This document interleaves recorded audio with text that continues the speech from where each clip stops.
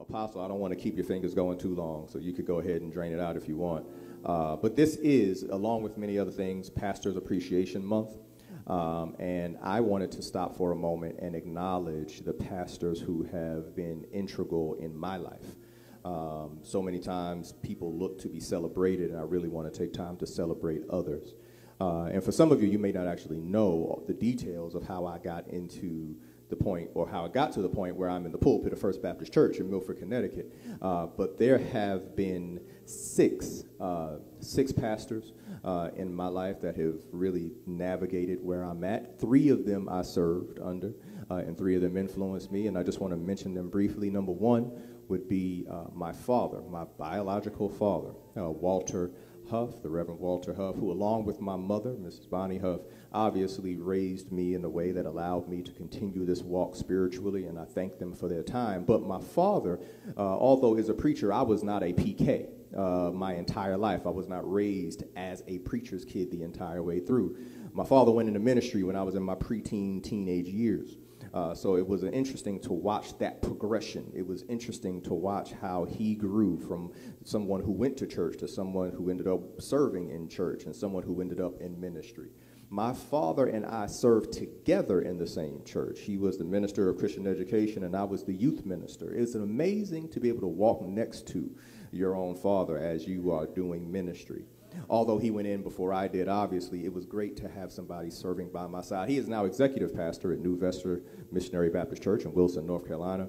And I would not be the man I am today and or the person who has this view of faith and the view of God that I have if it were not for that man.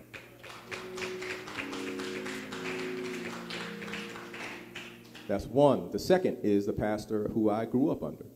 Before I was ever in ministry, my home church pastor, Pastor Emery Lamont Johnson, who was pastor of New Covenant Church of Christ Baptist in Jamaica, Queens, in New York. That was the place that I learned about faith. That was the place I learned about community. That was the place I learned about ministry. That was our pastor. That was a pastor of all the people who was in my circle. And if it were not for him, who was an elder statesman, I would not have known even some of the basic training that we don't find much in churches anymore. It was there where you went to Baptist Training Union. It was there where you did Vacation Bible School. It was there where you learned all of those details, not only about the faith, but even about the denominations. And it was there where I learned to grow, ended up in choir, ended up in music, and all these other kind of things. So that is a moment that can never be taken away from me and who I am. Following Pastor Emery Lamont Johnson's passing, his co-pastor, who happened to also be his wife, Muriel Lemon Johnson, who remarried, became Muriel Johnson Providence, took over as pastor of my home church, and she was the one who licensed me. One reason I don't have any issue with women pastors is because I would not be here without a woman pastor. Amen. She was the one who licensed me. She was the one who brought me in. She was the one who put me through old school training, plain and simple. She might have had an issue with the fact that I have a bow tie on today. It was the kind of place where you came in with your shirt, your tie, your jacket, your suit, you sat correctly, you did all the things you were supposed to do, very traditional and strict, but it was a place where I learned all the basics on what I needed to do and had a great opportunity to go out and preach and do all the things that God was calling me to do as I entered into the ministry. She encouraged me and opened the door for me to grow. The other one that I will mention right before I worked my way into Connecticut was because I was in Queens, New York, and our family had the means to be able to do so, I was able to attend what is called Allen Christian School. It's no longer open. However, Allen Christian School was a Christian school under, at the time, which was Allen AME Church, now known as Greater Allen Cathedral. Floyd Flake, who was a congressman and a pastor, Floyd Flake was the pastor of that church along with his wife, Reverend Elaine Flake. And that church now is upward of 23,000 members. The church is major in the city. And although I knew them and although they knew me, I wasn't extremely close with them. Because I went to the school for 8-9 years and because they were around and they were in the community, I saw ministry on a different level. My home church was not that big, but watching what Greater Allen did and watching them build their new facility and knowing the kids who were there who were working the sound booth, and the youth church had their own building. The youth church grew to the size that their old church was the youth church.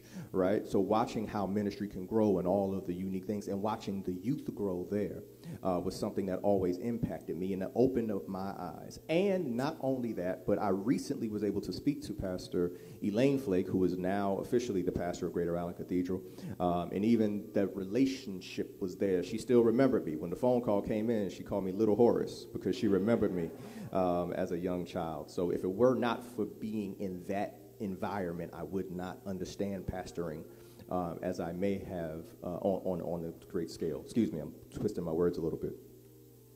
Let me hit these last two, and then I'll get to the word of the Lord, or the last three, really, I need to highlight. The person who got me to Connecticut was Ivan Pitts. Ivan Pitts was pastor of a church in Danbury at the time, New Hope Baptist Church in Danbury, Connecticut. Ivan Pitts was the one who put me in contact with who would be my next pastor, Pastor Tyrone P. Jones.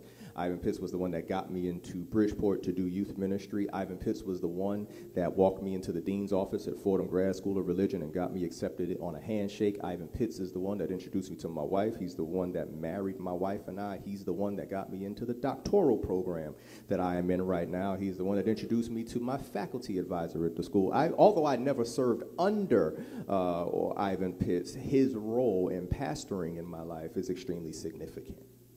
Ivan Pitts is the one that showed me that there was flexibility in how you could do this thing called preaching. Ivan Pitts is an extremely unique individual in his delivery and even in his personality, and he showed me that you didn't have to do it the way that you always saw it done. So much of my uniqueness and much of the things that I do that are a little different come from the fact that he showed me a path to be able to minister in my uniqueness. He introduced me to Tyrone P. Jones IV, who was pastoring in Bridgeport at the time at Messiah Baptist Church. Pastor Tyrone P. Jones IV gave me, if Pastor Ivan Pitts showed me how to do a unique thing, Pastor Tyrone P. Jones gave me the space to be unique.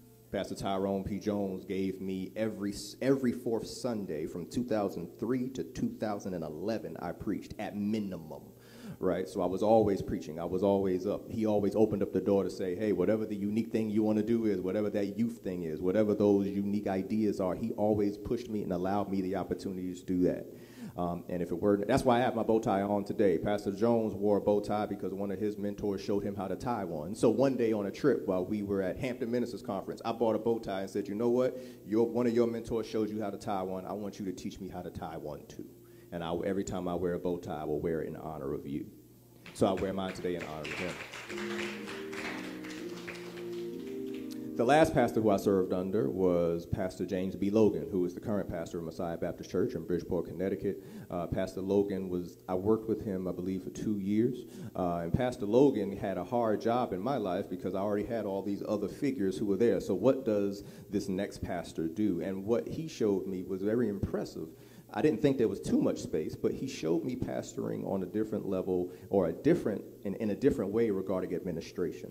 I was able to watch how he led. I was able to watch how he thought. He introduced me to avenues and mediums to get more information that I didn't ever consider could fit into who I am today. If it were not for him, I would not officially be the leader and think in the leadership way that I think now.